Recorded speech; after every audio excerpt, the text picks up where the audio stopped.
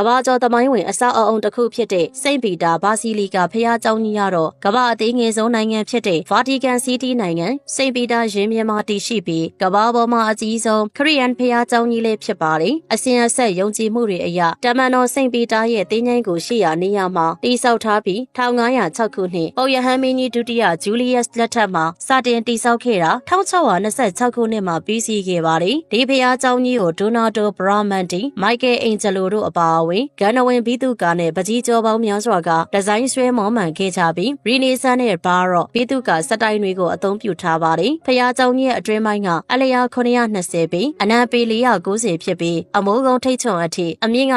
448ပေအထိရှိနေတာလည်းဖြစ်ပါတယ်။ဗဟိုအမိုးကုန်းကြီးကိုမိုက်ကယ်အင်ဂျလိုကဒီဇိုင်းရေးဆွဲခဲ့ပြီးရောမောင်မျိုးရှိဖန်တီယွန်ဗိမာန်ကိုစံနမူနာရှုပြီးအမိုးနှစ်ထပ်ပုံစံနဲ့တိစောက်ထားတာဖြစ်ပါတယ်။ဖျားကျောင်းကြီးရဲ့အတွင်းဘက်အကျယ်အဝန်းကစတူယန်ပေ3,600,000ကျော်ဖြစ်ပြီးဒုတိယအဖြစ်စတူယန်ကုဗမီတာ1.6 သန်းအထိရှိနေတာကြောင့်ကမ္ဘာပေါ်မှာအကြီးဆုံးခရစ်ယာန်ဖျားကျောင်းအဖြစ်လေသတ်မှတ်ခံထားရပါတယ်။ဖျားကျောင်းကြီးရဲ့အတွင်းဘက်ကိုတော့ခမ်းနားကြီးကျယ်စွာခြေတထားပြီးရုပ်ထုပေါင်းများစွာနဲ့အထိမ်းအမှတ်ပစ္စည်းများစွာတည်ရှိနေပါတယ်။ဖျားကျောင်းကြီးအောက်ခြေကလှိုင်ကောင်းအတွင်းမှာတော့ပုပ်ရဟန်းမင်းကြီး60ပါးအပါအဝင်ဘယင်တွေရဲ့ဂူတွေရှိနေပြီးဗဟိုနေရာမှာတော့စိန့်ပီတာရဲ့တင်းကျိုင်းကိုရှိနေပါတယ်။ခရီးသွားတွေအနေနဲ့ဖျားကျောင်းကြီးရဲ့အမိုးပေါ်ကိုတက်ရောက်နိုင်ပြီးရောမမြို့တခွင်ပတ်လေရှုခင်းတွေကိုအပေါ်စီးကကြည့်ရှုနိုင်ပါတယ်။ဒီဖျားကျောင်းကြီးကက်သလစ်ခရစ်ယာန်ဘာသာဝင်တွေရဲ့အဓိကကျတဲ့အထွတ်အမြတ်နေရာတစ်ခုဖြစ်ပြီးခရစ်စမတ်နဲ့အီစတာကဲ့သို့အထူးဘာသာရေးပွဲတော်တွေမှာပုပ်ရဟန်းမင်းကြီးကဗဟိုဗိမာန်တော်မှာဥဆောင်ဝတ်ပြုဆုတောင်းပွဲတွေပြုလုပ်လို့ရှိပါတယ်။စိန့်ပီတာဖျားကျောင်းကြီးဟာဗာတီကန်ပြတိုက်တွေနဲ့အတူ